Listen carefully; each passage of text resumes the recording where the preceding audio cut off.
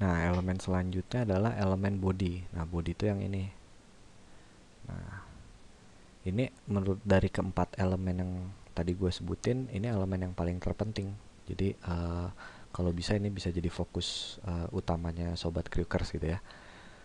Uh, Kenapa gue bilang penting? Karena elemen body ini memuat uh, atau apa ya, ruang yang memuat artikel gitu, yang memuat tulisan gitu.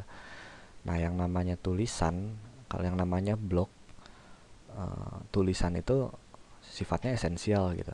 Ya orang berkunjung ke suatu blog atau ke sebuah blog, yaitu dia memang ingin membaca tulisan gitu. Makanya kenapa elemen body ini jadi elemen yang paling penting gitu. Nah, gue juga bikin studi kasus gitu ya. Studi kasus ternyata spreading link atau optimalisasi visitor gue itu datangnya banyaknya dari sini, dari body gitu, dari elemen body, entah itu dari post, entah dari apa gitu. Nah, gue punya satu strategi atau satu cara gimana caranya mengoptimalkan si elemen body ini, tapi nanti gue bakal bahas di video broadcast selanjutnya gitu, karena kalau itu udah masuknya ke apa ya, ke optimalisasi visitor gitu, bukan ke masalah desain gitu. Jadi nanti bakalan gue bahas untuk elite member sih, kita bakalan kasih visitor gimana sih caranya mengoptimalkan visitor yang masuk itu lewat body ini, lewat lewat tulisan lo ini, lewat apa, lewat lewat desain desain desain body ini gitu. Nanti ada satu caranya gitu, dan itu lumayan besar sih, lumayan efektif gitu, karena 50%, hampir 50% lebih traffic gue itu bisa di drive lewat sini gitu. Oke, okay. Kalau untuk masalah seputar desain sendiri, dia elemennya sebenarnya ada tiga ya. Dia ada satu, ada image nih, gambar. Terus yang kedua dia ada title. Terus yang ketiga elemen ini nih, paragraf nih, excerpt ya. Kalau di homepage sendiri ada excerpt. Nah, yang perlu gue garis bawahi adalah uh, masih banyak blog yang kurang apa ya, kurang concern dia di masalah seputar ruang gitu atau space gitu di sini gitu. Lo bisa lihat termsnya gue ini, dia ngasih ngasih ngasih apa ya, ngasih ruang yang cukup lah antara elemen si gambar sama elemen si title gitu. Kenapa sengaja gue bikin seperti ini? Supaya si elemen gambar ini dia nggak nyampur sama sama elemen-elemen yang lain gitu, kayak title sama paragraf gitu. Antara title sama si paragraf pun gue sesuaikan gitu jaraknya. Terus ini kan ada apa ya, ada excerpt tanggal nih, date nih di sini. Ini sengaja gue bikin warnanya abu 10% gitu, supaya nggak terlalu apa, dia nggak masuk ke elemen paragraf. Jadi penting buat lu ngasih apa ya, satu patok-patok gitu, supaya satu elemen sama elemen lainnya itu nggak nyampur. Nih kayak gini nih kayak kayak contohnya kayak, nah ini kan kayak, ini kan dia paddingnya dia terlalu terlalu dempet gitu kan, antara si paragraf sama si apa, si image gitu, dia terlalu terlalu terlalu terlalu dempet gitu. Akhirnya jadinya nyampur gitu ngebaca. Jadi visitor itu ngebacanya ini sama ini tuh terlalu deket gitu. Nah, ini kalau secara apa ya, kalau secara kurang kurang estetik lah gitu.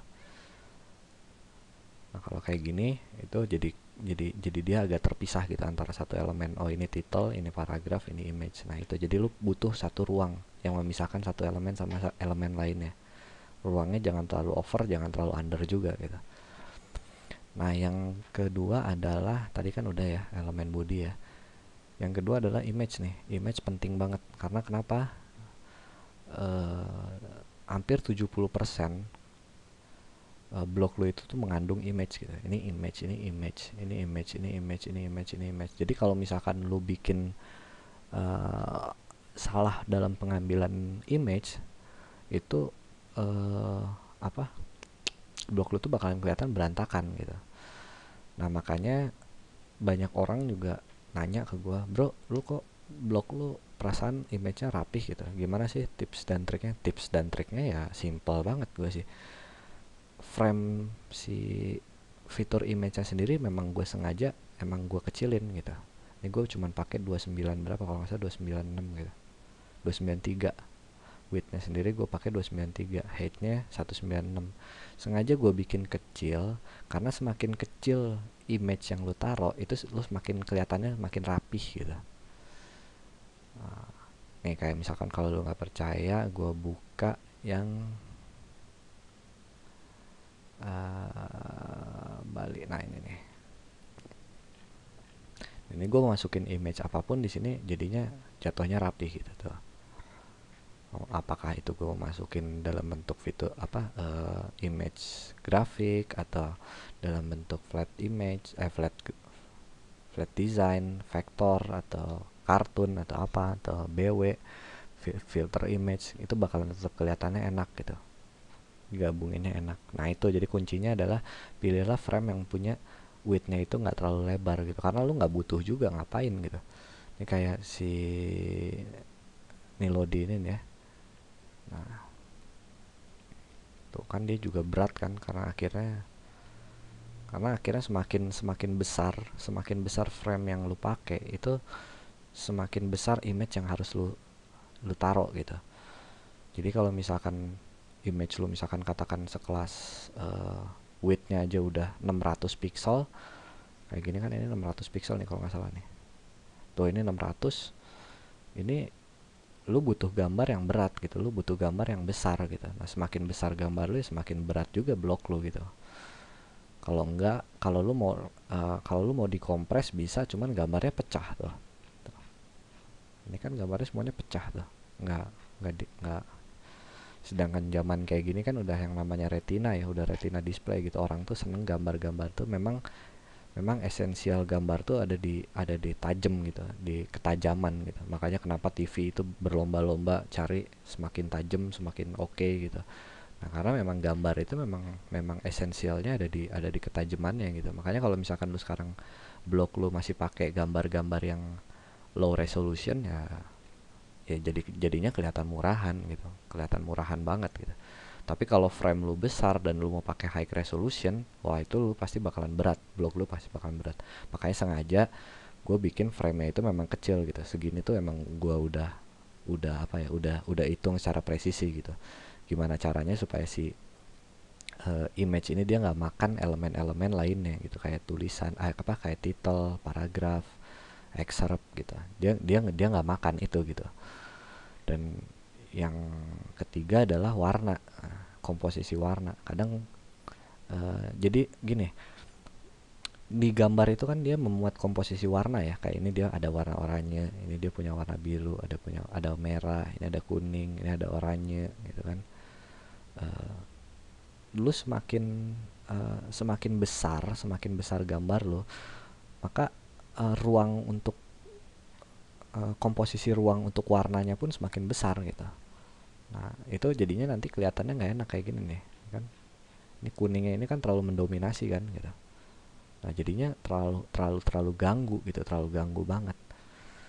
Buat gua adalah blog itu fokusnya memang ada di tulisan gitu, udah titik gitu. Jadi fitur image itu kalau bisa sediain aja frame yang dia masih terbaca, masih terlihat gitu ya, masih jelas gitu, masih jelas tapi dia nggak terlalu besar gitu.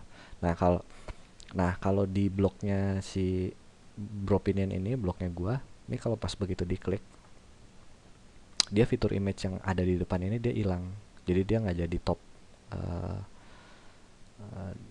top cover gitu. Emang sengaja gue hilangin karena untuk beberapa ceruk, kayak misalkan ini kan gue tentang web design ya, tentang SEO atau tentang tutorial, lu nggak butuh muncul lagi si gambar yang ada fitur image itu yang ada di homepage, lu nggak butuh muncul di detail post gitu, nggak perlu munculin lagi gitu, cukup di homepage aja gitu. Detail post lu cukup dihilangin nggak apa-apa gitu, jadi lu langsung fokus strict langsung ke tulisan gitu, langsung ke sini langsung tulisan gitu.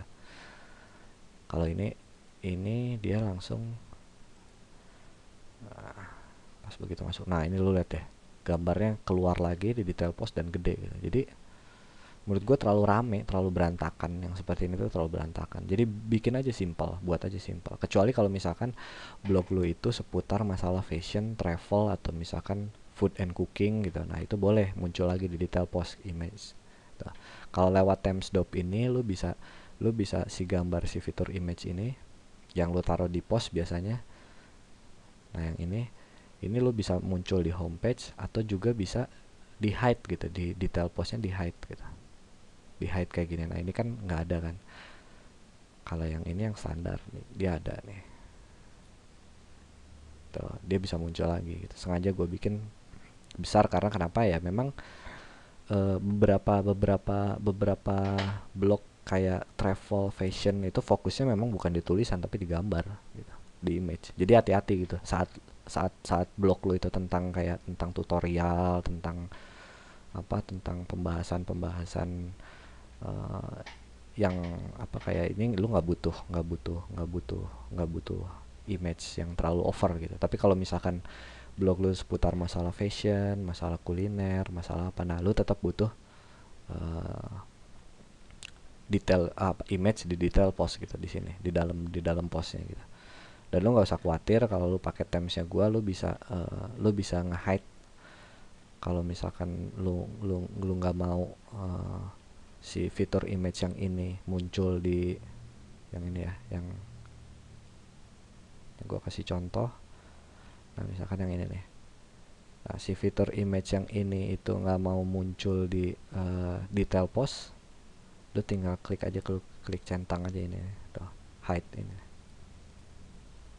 nanti dia bakalan nge-hide gitu. Tapi kalau misalkan lu apa, lu kosongin, dia bakalan muncul, nanti muncul kayak gini. Nah muncul tuh kayak gini. Oke, jadi itu dia penjelasan seputar masalah gimana sih cara kita ngoptimalisasiin si body ini. Nanti ada seputar masalah optimalisasi visitor dari body ini, lo bisa pelajari. Nanti gue bikin satu tutorial di part kedua atau part ketiga atau part keempat, nggak tahu deh. Pokoknya nanti yang jelas janji gue pasti bakalan bikin supaya apa, spreading link lu itu bagus, dan uh, lu bisa ngedapetin traffic yang bounce rate-nya di bawah 40% gitu. Gue juga pakai pakai Themes yang dope ini, yang Elite Themes Crew ini, bounce rate gue pasti selalu di bawah 40 atau 50% lah, minimal gue di bawah 50% gitu. Jadi memang user experience-nya memang cukup tinggi juga nih gitu. Oke, itu aja dari gue penjelasan seputar masalah bagaimana kita ngoptimalin si elemen body ini. Nanti kita juga bakal selanjutnya kita bakal ngebahas seputar elemen sidebar.